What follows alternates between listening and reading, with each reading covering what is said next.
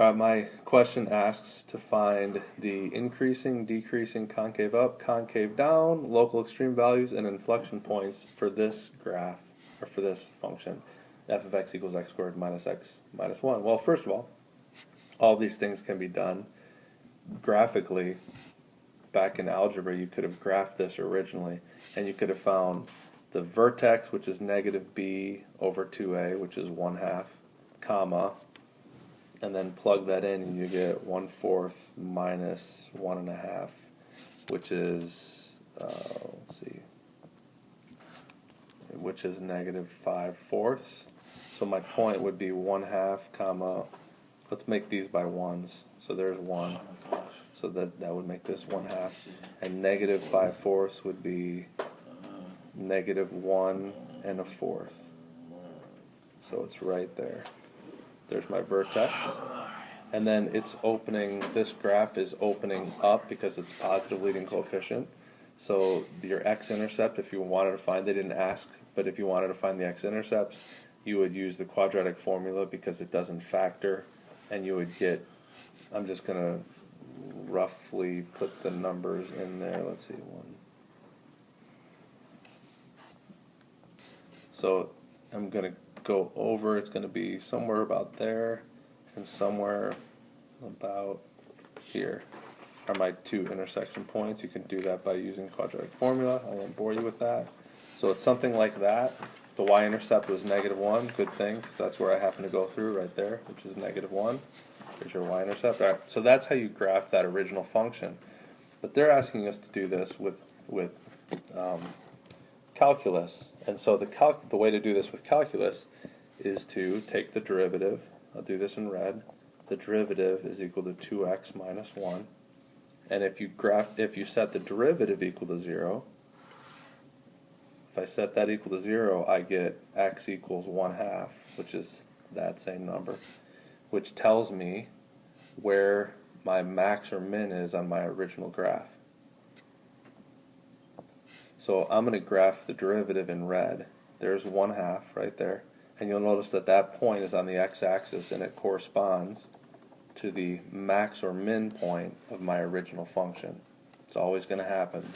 Setting the derivative equal to 0 is going to correspond to your max and min points of your original function.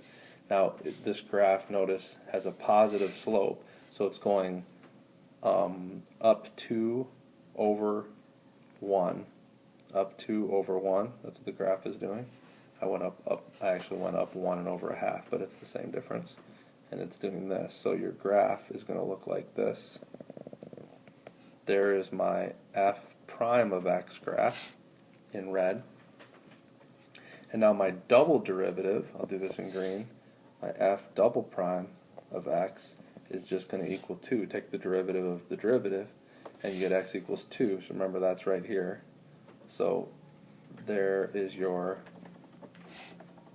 derivative, or your double derivative graph.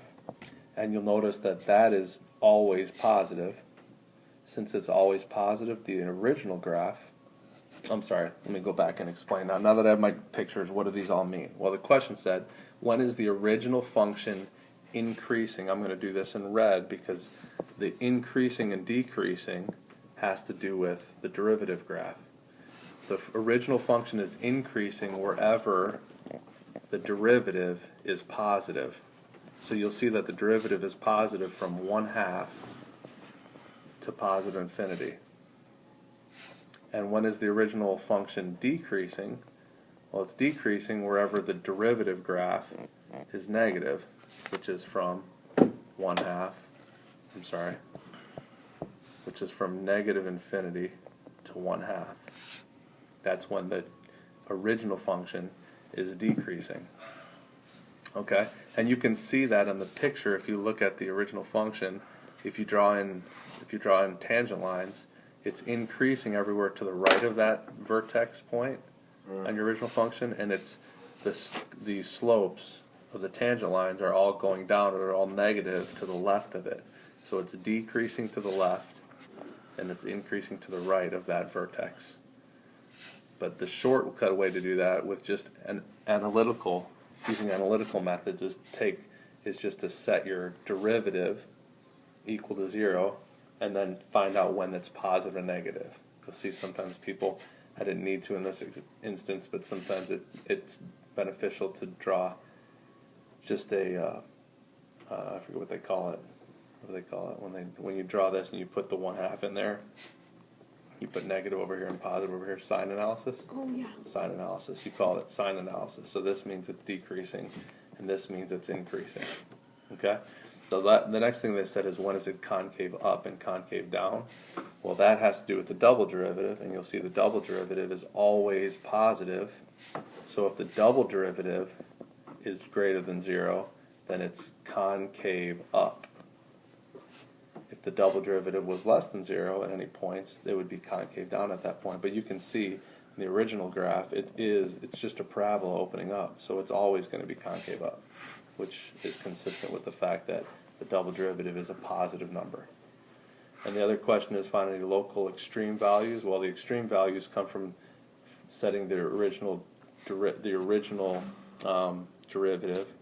the first derivative, equal to 0, and that was my extreme value right there, which was 1/2 comma negative 5/4, which was a minimum. They want you to know, is it a max or a min, and you can see that it's a min.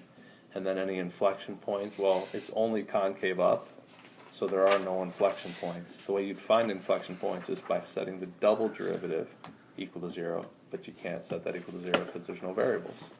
So those are all of your answers. I'll do another one in a separate video.